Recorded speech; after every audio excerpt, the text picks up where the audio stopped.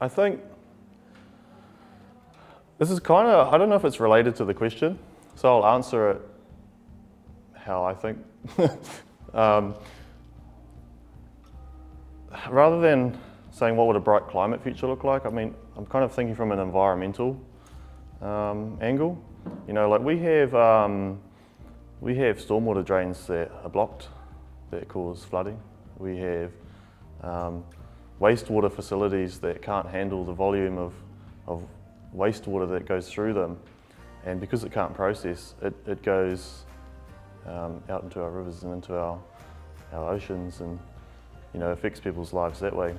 So I guess I'm thinking that we should respond to the effects of climate change as well. I don't know if there's anything we can do to have a measurable effect on climate change, at least locally, to stop things like flooding and things happening. So the best thing I think we could do is, okay, we know that the rainfall's going to happen. We know that the infrastructure is struggling. We know that we can't change the weather, at least you know, here and within our council. So we need to do what we can control, which is the effects of climate change and how we deal with it. For me, it's kind of a hard question to answer, but I think I'm going to take the approach of not necessarily a bright climate future, but an environmental future. From a local level, from our council, within our community, we can't really control the climate too much.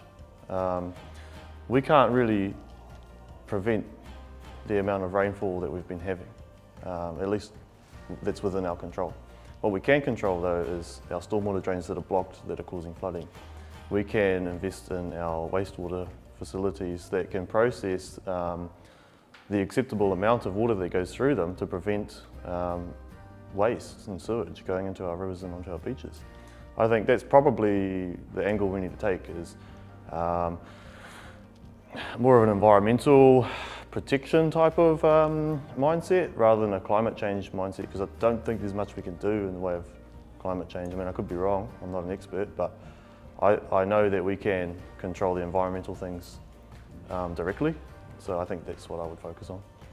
I'm kind of going to go around in circles here because I've already touched on it a little bit, but definitely investment in our wastewater services so that we can handle the amount of volume that goes through that during a weather event and sewage doesn't go out into our rivers. Probably a lot more like preventative maintenance on our roads to reduce the erosion that happens during these weather events.